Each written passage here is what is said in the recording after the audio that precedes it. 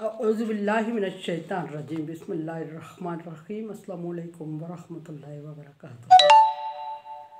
सूरह मोमिनून है मेरे सामने और सूरह मोमिनून की आयत नंबर 23 है, पारा नंबर 18 है और रुकू नंबर 2 है।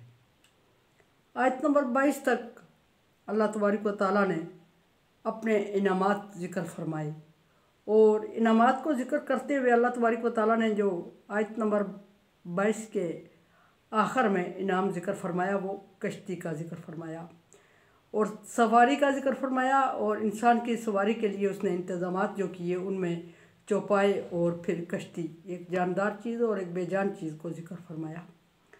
और कश्ती के ज़ेल में कल वाक़या में मुख्तसरन ज़िक्र कर चुकी हूँ कि कश्ती की जो कश्ती बनाने की इब्तिदा वो हज़रत नूह अलैहिस्सलाम से हुई और नूह अलैहिस्सलाम ने अल्लाह तबारक व तआला के हुक्म से रोए ज़मीन पर पहली कश्ती बनाई।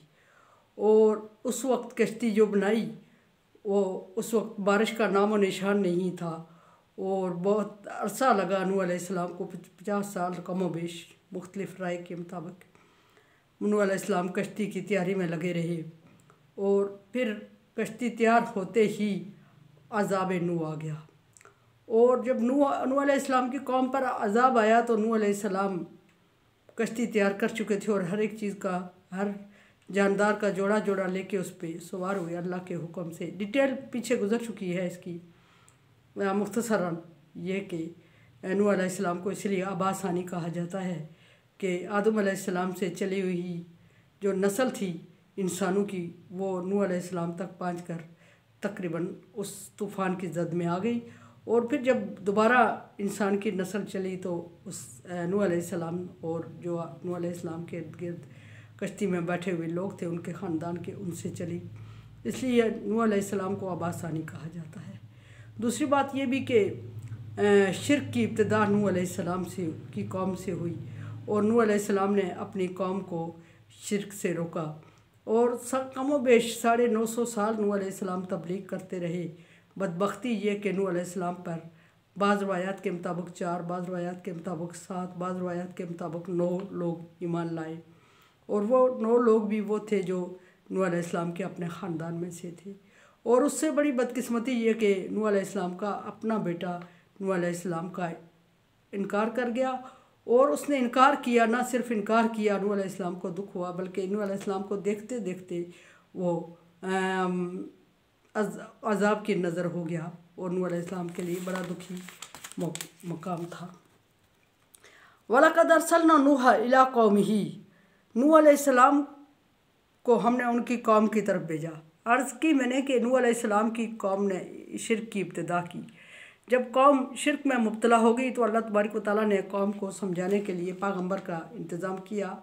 अल्लाह तबारक व तआला की फ़ितरत है कि वो हमेशा इंसानों को समझाने के लिए शरीयत नाज़िल फरमाते हैं और शरीयत को समझाने के लिए पैगम्बर का इंतखाब करते हैं और पैगम्बर को समझाने के, पैगम्बर पर शरीयत के नज़ूल के लिए जिब्रील अलैहिस्सलाम को मुंतखब किया जाता है। हर एक पैगम्बर के लिए जो वही लाया, शरीयत लाए, वो जिब्रील अलैहिस्सलाम थे। यहाँ फरमाया कि अरसलना नूहन इला कौमिही, नूह अलैहिस्सलाम को उनकी कौम की तरफ हिदायत के लिए भेजा। अब यहाँ हमें कैसे पता चले कि नूह अलैहिस्सलाम की कौम में क्या बुराई थी, किस चीज़ की हिदायत चाहिए थी, यह अगली आयत के अगले हिस्से में इस बात को जिक्र किया जा रहा है।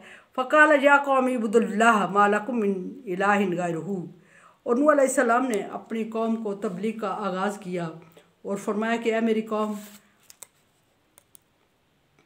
सिर्फ़ अल्लाह की इबादत करो, सिर्फ़ अल्लाह की इबादत करो।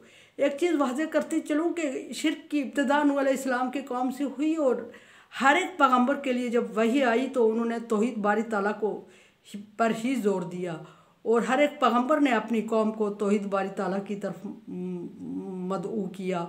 ये अलग बात है कि कुछ लोग ईमान लाए और कुछ नहीं लाए, जो लाए और राय हदायत पर थे, जो नहीं लाए वो गुमराह थे और गुमराहों के लिए अज़ाब की वही।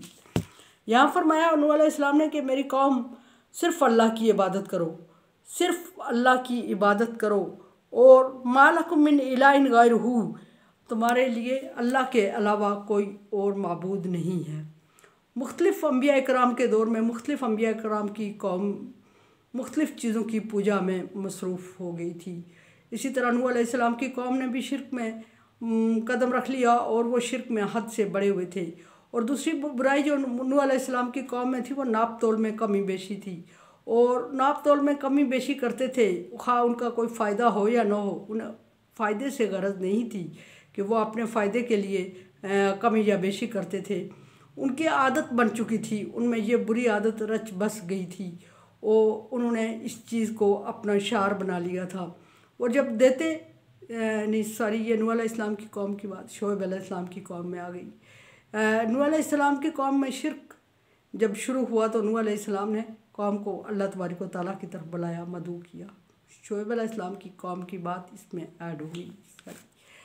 फरमाया कि अल्लाह के अलावा कोई और माबूद है ही नहीं, हो भी नहीं सकता, और अल्लाह के अलावा कोई इस काबिल भी नहीं है जिसकी इबादत की जाए, और किसी को इस काबिल समझना भी कबीरा गुनाह है।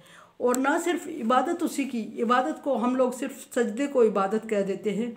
इबादत मांगना भी किसी से जो अल्लाह तबारक व तआला की ज़ात को ही अल्लाह तबारक व तआला की शान शान है कि उससे मांगा जाए, किसी और से मांगना वो भी शिर्क कहलाता है। किसी और को इस काबिल समझना, किसी और से मदद और तावन का उनकी उम्मीद रखना, ये भी शिर्क कहलाता है। मांगने की दो किस्में होती हैं, माफ़ाकुल असबाब, मातातल असबाब। तातल असबाब को जो अल्लाह तबारक व तआला ने छोटी मोटी चीज़ें हैं वो एक दूसरे को इंसान को सबब बनाया दूसरे इंसान के लिए, उसकी इजाज़त दी है। लेकिन फ़ाकुल असबाब में जिस तरह के हम किसी के लिए बेटा मांगने के लिए किसी मज़ार पे, किसी जगह कुर्बानी देने के लिए, किसी जगह सदका देने के लिए पहुंच जाते हैं और पीरों फ़कीरों के पास, गो के ये सारी चीज़ें अल्लाह तबारक व तआला के हुक्म के टोटल ख़िलाफ़ है। लेकिन इंसान समझा नहीं, हमेशा से अल्लाह तबारक व तआला को छोड़ के इन्हीं चीज़ों की तरफ लगा रहा और अल्लाह तबारक व तआला ने के अज़ाब का मुस्तहिक हुआ। यही बुराई नूह अलैहिस्सलाम की कौम में पाई गई। नूह अलैहिस्सलाम ने इस बुराई से रोकने की कोशिश की, कोई नहीं रुका। 950 साल तबलीग करने के बाद 9 इंसान नूह अलैहिस्सलाम पर ईमान लाए और अपने ही बेटे ने खुला चैलेंज करके इनकार कर दिया, और जिस पर नूह अलैहिस्सलाम को हिजरत करना पड़ी। डिटेल पीछे बहुत अच्छी गुजर चुकी है इसकी। फरमाया नूह अलैहिस्सलाम ने कि अल्लाह के अलावा तुम्हारा कोई माबूद नहीं है। फिर ये भी कि अफला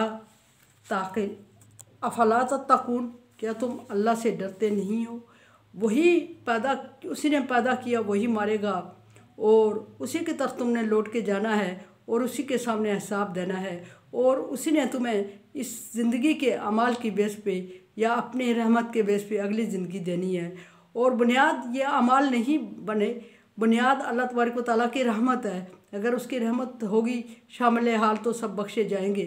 बाज़ लोगों को अपने अमाल पर फ़ख्र होता है और वो तकब्बुर और गुरूर से कहते हैं कि हमारे अमाल इतने हैं कि हम बख्शे जाएंगे। ऐसी बात नहीं है। अमाल सिर्फ फर्माबरदारी का एक ज़रिया है। अल्लाह तबारक व तआला के सामने फर्माबरदार हैं हम, और दिल की तसल्ली का सामान है। अब वरना नजात का सबब अल्लाह तबारक व तआला की रहमत है और ईमान है। ईमान के बाद अल्लाह तबारक व तआला की रहमत शामिल हाल होती है। अगर ईमान नहीं है तो ना अमाल काम आते और ना अल्लाह तबारक व तआला की रहमत शामिल हाल होगी। अल कुरान देखें, समझिए और सब्सक्राइब करें और सदका जारिया में साथ दें। अल्लाह हाफ़िज़।